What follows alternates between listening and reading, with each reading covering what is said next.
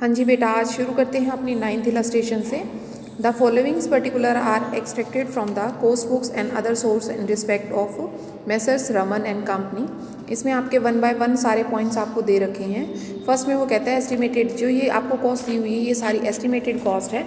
Estimated आपको cost sheet तैयार करनी है और उसी के बेस पर आपको नीचे फिर फाइनलाइज करना है कि कितना आपका कॉस्ट आएगी। तो अब फर्स्ट है वो estimated material cost 50,000, direct labour cost आपको दी हुई है 10,000। Factory it will be required a machine by the German machine for 20 hours and Japanese machine for 6 hour and the machine are rate is 100 rupees and 150। यहाँ से आपका machine mean factory cost आ जाएगी। And the direct wage in the factory last year is 8 lakh against to B 4,80,000 factory overhead. Last year factory cost of all job amounting to rupees 25 lakh as against to 3,75,000 for office expenses. Make out the quotation of 20% profit on selling. आपको 20% profit on selling बनाना है। अब basically जो आपके points है, देखो पहले points में आपने क्या करना है, मटेरियल वगैरह दे रखी है कॉस्ट, फैक्ट्री का जो दिया हुआ है, फैक्ट्री में कितने घंटे उसने काम किया, जर्मन मशीन का अलग से दे रखा है, दूसरी मशीन का अलग, उनकी पर यूनिट कॉस्ट भी आपकी अलग से दे रखी हैं। अब आपने इसमें क्या करना है, जो डायरेक्ट वेजेस है आपकी किस चीज़ की, फैक्ट्री ओवरहेड की, वो आपने यहाँ लेनी है। ठीक है, वो आपको दे रखी है अलग से। इसी तरीके से इसने ऑफिस की भी आपको कॉस्ट दे रखी है निकाल के। तो अब आपको सिंपल एक कॉस्ट शीट तैयार करनी है। कॉस्ट शीट कैसे तैयार करनी है ये देखिए। कॉस्ट शीट में मटेरियल एज इट इज़ आपने लेना है जो आपको क्वेश्चन में दिया हुआ है। कितना दिया हुआ है, 50,000। डायरेक्ट लेबर जो है वो भी आपको डायरेक्ट दी हुई है 10,000 रुपीज़। इन दोनों को ऐड करने पर आपकी क्या आ जाती है, प्राइम कॉस्ट। प्राइम कॉस्ट आपकी आ गई 60,000। अब आपने क्या करना है, जो फैक्ट्री ओवरहेड है उसमें मशीन और जर्मन के और जो आपकी जैपनीज़ थी दोनों मशीनरीज का दे रखा है, उसका था आपका 20 आवर्स और 100 रुपीज़ पर, और उसमें थी 6 आवर्स 150 रुपीज़ पर।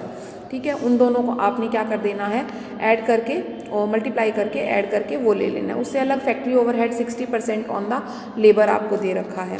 तो फैक्ट्री ओवरहेड, क्योंकि देखो कैसे निकालोगे 60% ऑन दिस, आपने ये निकालना है इस तरीके से कि जब आपकी टोटल कॉस्ट जो थी वो 8 लाख रुपए थी, तो उस टाइम में आपकी जो फैक्ट्री के एक्सपेंसेस थे वो 4,80,000 थे। तो इसका मतलब एक पर कितने हो गए, 60%। तो इसका मतलब आपने यहाँ पर लेबर कॉस्ट के बेसिस पर, आपको बेस बना के दिया हुआ है उसने थर्ड पॉइंट में, तो उस बेस के बेसिस पर ही आपने यहाँ पर लेने हैं। तो आपकी यहाँ पर लेबर कितनी है, 10,000 रुपया। उस 10,000 के बेस पर आपने 60,000 के बेस पे 60% लेना है, तो आपकी कितनी आ जाएगी, 6,000 रुपीज़। उसी तरीके से जो सेकंड बात इसने दी हुई थी वो आपको क्या दी हुई है, इसके अंदर ध्यान से देखो। इसमें आपका जो फोर्थ पॉइंट है उसके अंदर क्या दिया हुआ है कि लास्ट ईयर के जो आपके फैक्ट्री थे एक्सपेंसेस वो 25,000 थे एज अगेंस्ट 3 लाख। इसके बेसिस पर आपने क्या लेना है, जो आपका बाकी के बच गए ऑफिस एक्सपेंसेस। तो ऑफिस एक्सपेंसेस की भी उसी तरीके से इक्वेशन बनाओ कि जब आपके 25 लाख रुपया हैं तो आपकी कितनी है, 3,75,000। तो एक पर कितनी होगी, 3,75,000 बटे में 25 लाख। तो आपका यहाँ से परसेंटेज आ जाएगा कितना, 15%। अब इसी 15% को आपने यूज़ करना है यहाँ पर जो फैक्ट्री कॉस्ट आएगी। अब आपकी क्वेश्चन में फैक्ट्री कॉस्ट कितनी आई है, 68,900 रुपया। अब इस पर आपने कितनी लेनी है, 15% से। तो 15% से आपकी क्या आ जाएगी, ऑफिस। तो ऑफिस कॉस्ट आ गई आपकी 10,335 रुपया। ठीक है, यहाँ तक आपकी कॉस्ट ऑफ प्रोडक्शन तैयार हो गई। अब कॉस्ट ऑफ प्रोडक्शन में आपने क्या लेना है, प्रॉफिट लेना है। और प्रॉफिट के बारे में इसने क्या बोला था कि कोटेशन पर 20% प्रॉफिट ऑन सेलिंग प्राइस। अब सेल पर 20 है तो हम सेल क्या कर लेते हैं, लेट कर लेते हैं 100 है, तो प्रॉफिट कितना हो गया, 20 हो गया। तो कॉस्ट कितनी हो गई, 80। अब आपके पास कॉस्ट दी हुई है तो कॉस्ट पर इक्वेशन बनाओ कि 80% पर जो आपकी कॉस्ट है वो कितनी है, 79,235 रुपीज़। तो एक पर कितनी होगी, 79,235 अपॉन 80%। तो 100 पर कितनी होगी, 100 पर करोगे सेल आ जाएगी, सेल में से कॉस्ट को माइनस कर देना, आपका प्रॉफिट आ जाएगा। ठीक है, उसके बाद नेक्स्ट इलस्ट्रेशन है आपकी 10th इलस्ट्रेशन। 10th इलस्ट्रेशन में भी आपको इसी तरीके से बेस बनाकर क्वेश्चन को करना है। सेम क्वेश्चन है, जब आपको ऑब्जर्वेशन रेट जो है वो आपकी चेंज हो जाती हैं, जैसे कि इसने cost of material, direct wages, factory overhead, administration, selling, distribution, profit, ये सारा जो आपको दिया हुआ है ये आपकी बेसिक जो दी हुई है वो कॉस्ट दी हुई है। अब देखो यही सारी कॉस्ट को आपने यहाँ यूज़ करना है।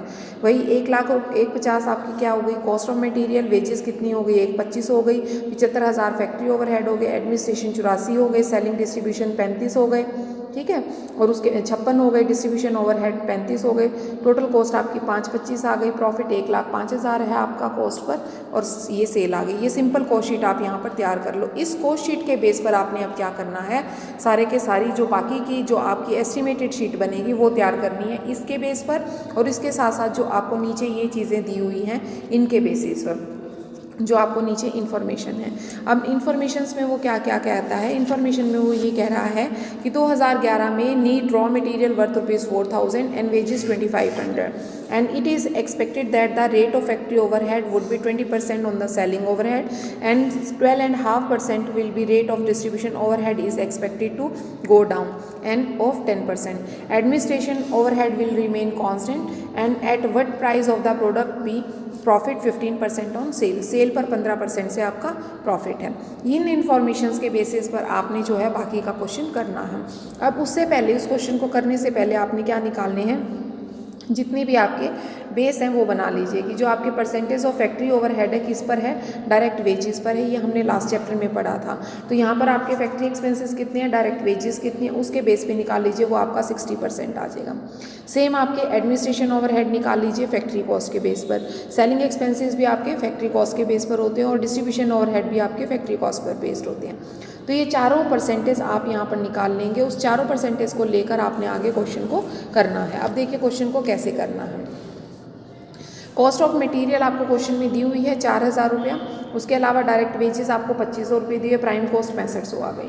फैक्ट्री ओवरहेड 60% ऑफ वेजेस है, क्योंकि देखो उसने क्या बोला था, परसेंटेज उसी बेस पर लोगे कि इतने हैं तो इतने पर, तो वेजेस का 60% लेना है और उसमें फिर आपको क्या करना है 20% का इंक्रीज़, क्योंकि 20% का इंक्रीज़ इसने यहाँ क्वेश्चन में बोला है कि आपका 20% का इंक्रीज़ यहाँ पर होगा।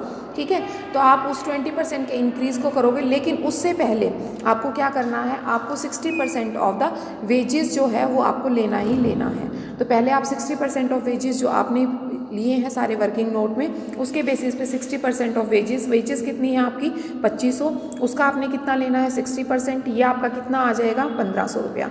अब इस 1,500 में आपने क्या करना है 20% का इंक्रीज़ करना है, तो उस 1,500 का 20% का इंक्रीज़ करके आपकी कितनी आ जाएगी 300। तो अब यहाँ पर जो आपके फैक्ट्री ओवरहेड होंगे वो आपके 1,800 आ जाएंगे। ठीक है, उसके बाद इसी तरीके से एडमिनिस्ट्रेशन ओवरहेड भी आप निकालेंगे, जो आप ऊपर फैक्ट्री वेजेस का बेस बना के निकाल चुके हैं फैक्ट्री कॉस्ट का, उसी परसेंटेज से लेंगे। उसके अलावा जितना भी इंक्रीज़ और डिक्रीज़ उसने आपकी क्वेश्चंस के अंदर बोला है, जैसे कि यहाँ पर इसने बोला है कि इसमें इतना इंक्रीज़ करो, इसमें इतना डिक्रीज़ करो, उसके बेसिस पर जो यहाँ पर आपको दिए गई हैं सारी इन्फॉर्मेशन, उनके बेसिस पर आपने इंक्रीज़ डिक्रीज़ कर कर इसको बाकी को सॉल्व करना है, और इस वर्किंग नोट के बेसिस पर आपने इनका प्रायर पर जो परसेंटेज है वो लेना है। उसके बाद उसी तरीके से 15% ऑफ प्रॉफिट बोला है, किस पर है 15, सेल पर है, तो उसी तरीके से आप यहाँ पर सेल को लेट करोगे, सेल कितनी हो गई 100, अगर आपका प्रॉफिट कितना है 15%, इट मीन्स बाकी क्या बच गई आपकी कॉस्ट बच गई। तो उल्टा कर लीजिए, क्या करेंगे कि कॉस्ट अगर 85 है, 85% पर कॉस्ट कितनी आ जाएगी आपकी 12,533, तो एक पर कितनी होगी 12,533 बटे में 85। तो प्रॉफिट सेल निकालनी है तो 100 कर लीजिए, प्रॉफिट निकालना है तो 15 से कर लीजिए। तो इस तरीके से आपका ये क्वेश्चन हो जाएगा। अब नेक्स्ट देखो बेटा, जो आपका नेक्स्ट है, नेक्स्ट में है इलस्ट्रेशन 11। इसमें भी उसी तरीके से इसने क्या बोला है, जो आपको डाटा दिया हुआ है 500 कूलर का दिया है, आपको जो एस्टिमेशन तैयार करना है वो 2,500 कूलर का तैयार करना है।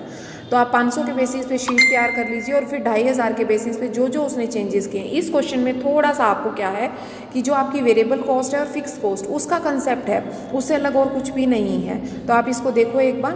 वो कहता है the managers of the cooler manufacturing concern consults you to the cost accounts as to minimum price at which he can sell coolers of the concern which are to be indicated by the mass production in a future, and the concern recorded shows the following particulars for the past year। अब particulars में क्या है, 500 का आपको data दिया हुआ है। अब 500 के डाटा में क्या क्या चीज़ दी हुई है, मटेरियल दे दिया आपको, वेजेस दे दी, डायरेक्ट चार्जेस दे दिए, वर्क्स ओवरहेड है, ऑफिस है, सेलिंग है, प्रॉफिट है। यहाँ से आपकी पूरी वर्कशीट एज इट इज़ तैयार हो जाएगी। प्रॉफिट आपको दे दिया है, कॉस्ट आप निकालेंगे, दोनों को ऐड करके आपका सेल प्राइस आ जाएगा। अब जो बेसिक क्वेश्चन बनता है वो बनता है 2500 से, और वो 2500 के बेसिस पे क्या कह रहा है, you are ascertain that 50% of the works overhead fluctuate directly. Mean जो 50% वर्क्स ओवरहेड के बारे में वो क्या कहता है कि जितने वर्क्स ओवरहेड 500 में थे उसका 50% तो क्या है, फिक्स्ड है, उनको तो फिक्स छोड़ दीजिए, और बाकी के 50 जो हैं वो फ्लक्चुएट करते हैं directly to the production. Mean 500 पर कितने हैं तो 2500 पर कितने। प्रोडक्शन के फ्लक्चुएशन क्या होता है, प्रोडक्शन के यूनिट के अकॉर्डिंग फ्लक्चुएट करना, ठीक है। तो 500 में अगर मान लो हमारा 500 का खर्चा आ रहा है तो 1000 में 1000 का आएगा, 500 में मान लो 1000 का आ रहा है तो 1000 में हमारा 2000 का हो जाएगा, ठीक है। तो वो हो गए वेरिएबल। लेकिन उससे अलग जो आपके रह जाते हैं फिक्स्ड, 500 में भी वही रहेगा और 2500 में भी उतने ही रहेंगे। उसके बाद वो कहता है 60% of the selling overhead fluctuate. अब यहाँ पर 60% जो है वो फ्लक्चुएट करते हैं, फ्लक्चुएट मीन्स वेरिएबल हैं, और जो 40% बाकी बच गए वो आपके फिक्स में कंसीडर होंगे एज इट इज़, कि 500 पर भी इतने हैं और 2500 पर भी इतने हैं। उसके बाद it is to be anticipated that the departments would be produce 2500 cooler per annum and the that direct labour charges per unit will be reduce by 20%। आपकी डायरेक्ट लेबर जो चार्जेस हैं वो भी आपके 20% से क्या हो जाते हैं, कम हो जाते हैं। And while fixed works overhead charge to be increase by, उसके बदले में वहाँ से 20% कम हुए लेकिन 30,000 रुपया एज अ फिक्स चार्जेस जो हैं वो बढ़ जाते हैं। And the office overhead and the fixed selling overhead charge to be anticipated to the shown to increase 25%। उसमें भी आपका 25% का इंक्रीज होता है, but otherwise no change are expected. इससे अलग और कोई भी चेंज आपकी 2500 कूलर बनाने में नहीं किया जाएगा। अब आपको कॉस्टशीट तैयार करनी है। पहले तो आप अपनी कॉस्टशीट इसके बेसिस पे तैयार कर लीजिए जो आपको 500 का डाटा दिया हुआ है। 500 में मटेरियल दे दिया, डायरेक्ट लेबर डायरेक्ट चार्जेस जोड़ के प्राइम कॉस्ट आ गई। उसमें आपने क्या करना है, फिक्स्ड और वेरिएबल कर देना है 50-50। वो जबकि 35-35 ही रहेंगे इस क्वेश्चन में, तो इसमें चेंज नहीं आएगा। आप 70 एज इट इज़ भी लिख सकते हो, अलग करके भी लिख सकते हो। ऑफिस में एज इट इज़ आपके 28 है, कुछ नहीं कहा। सेलिंग में उसने 40-60 कहा था, 40-60 रेशो में डिवाइड कर दीजिए, ठीक है। यहाँ पर 40-60 में डिवाइड कर दिया। प्रॉफिट के बारे में उसने क्या कहा था कि आपका प्रॉफिट कितना है, 48,000 दिया हुआ है। तो 48,000 को आपने क्या करना है, परसेंटेज निकाल लेना है। कैसे निकालोगे, कॉस्ट पर निकालोगे। ये 3,20,000 पर आपका प्रॉफिट कितना है, 48,000 है। तो एक पर कितना होगा, 48,000 बटे में 3,20,000। तो उस 3,20,000 के बेसिस पर यहाँ परसेंटेज आ जाएगा कॉस्ट पर, जो कि कितना आ जाएगा, 15%। तो इस चीज़ को बस यहाँ ध्यान रखना कि आपका प्रॉफिट जो है वो 15% पर आपको कंसीडर करना है, किसकी, टोटल कॉस्ट की, ठीक है। अब आगे क्या है, आगे इसमें शीट तैयार करनी है 2500 की। अब इस 2500 की जब शीट को आप तैयार करेंगे तो सबसे पहले मटेरियल के बेस कुछ नहीं कहा था। मटेरियल उसने ये कहा था कि एंटीसेप्टेड चेंज होता है उसमें किसके बेसिस पर, on the basis of unit. Unit कैसे बनाओगे, पीछे जो आपकी वर्कशीट थी उस पर क्या था, 500 यूनिट पर आपका खर्चा आता था मटेरियल का 1,20,000 का। तो एक पर कितना होगा, 1,20,000। अब आप कूलर कितने बना रहे हो, 2500, तो 2500 पर कितना होगा, तो यहाँ से आपकी कॉस्ट आ जाएगी मटेरियल की 6 लाख रुपया, ठीक है। इसी तरीके से लेबर के बारे में उसने क्या बोला था कि पहले तो वैसे ही इंक्रीज करो जैसे कि आपकी प्रोडक्शन, उससे अलग 20% जो लेबर है आपकी क्या हो जाती है, रिड्यूस हो जाती है। तो पहले आप कैसे करोगे, 500 पे लेबर आपकी कितनी थी, 60,000 रुपया, ठीक है। तो 500 पर लेबर कितनी थी, 60,000 रुपया। तो 60,000 आ गई, तो एक पर कितनी हो गई, 60,000 डिवाइड बाय 500। तो अब कितने कूलर हैं, 2500। अब इस 2500 कूलर पर आपकी कॉस्ट आ जाएगी 3 लाख रुपया। लेकिन वो कहते हैं 3 लाख नहीं आएगी, डिक्रीज होता है कितने परसेंट का, 20% कम। तो अब इस 3 लाख पर आप 20% से कम कर दो कि कितने कम हो जाएंगे, 60,000। तो एक्चुअल में कॉस्ट आ जाएगी लेबर की आपकी 2,40,000 रुपया। तो यहाँ पर लेबर आ गई। डायरेक्ट चार्जेस के बारे में कुछ नहीं बोला, तो डायरेक्ट चार्जेस आप उसी तरीके से करोगे कि 500 पर डायरेक्ट चार्जेस हैं 10,000 रुपया, एक पर कितने होंगे, 10,000 बटे में 500, तो 2,500 पर कितने होंगे वो निकाल दीजिए, वो आपके आ गए 50,000, ठीक है। अब आपकी बात आती है वर्क्स ओवरहेड। वर्क्स ओवरहेड में उसने क्या बोला था कि वर्क्स ओवरहेड 2 तरीके के हैं, 50-50% उसने डिवाइड कर दिया था। 50 आपके क्या हैं, फिक्स नेचर के हैं, और 50 आपके क्या हैं, वेरिएबल।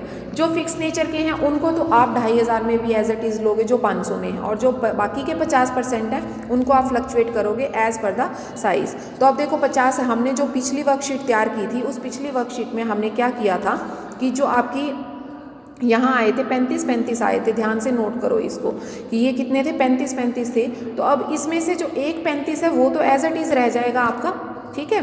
अब एक 35 तो एज इट इज़ रह गया और बाकी का जो 35,000 है वो फ्लक्चुएट किस बेसिस पर करेगा, कैसे कि 500 पर आपकी वेरिएबल कॉस्ट कितनी है 35,000 रुपया, एक पर कितनी हो जाएगी 35,000 बटे में 500, तो फिर 2500 पर कितनी होगी, ठीक है, इसके बेसिस पर आप करोगे। अब ये वेरिएबल कॉस्ट हो गई। अब अगर इसमें कोई भी वो इंक्रीज़ बोलता तो वो इंक्रीज़ कर देते हैं। उससे अलग आपके ऑफिस के बारे में उसने 25% एक्स्ट्रा बोला है, वक्त 25 ले लीजिए। सेलिंग के बारे में भी उसने यही बोला था कि 60-40 का रेशो है, 40 फिक्स्ड है, ठीक है, वो 40 फिक्स ले लीजिए जितना था 12,800 रुपया। उससे अलग वेरिएबल जो है वो वेरिएबल के अकॉर्डिंग, प्रॉफिट का आपने क्या किया था, टोटल कॉस्ट का 15% था तो उसके बेसिस पर ले लीजिए, ठीक है। यहाँ तक आपके क्वेश्चंस हो जाने चाहिए।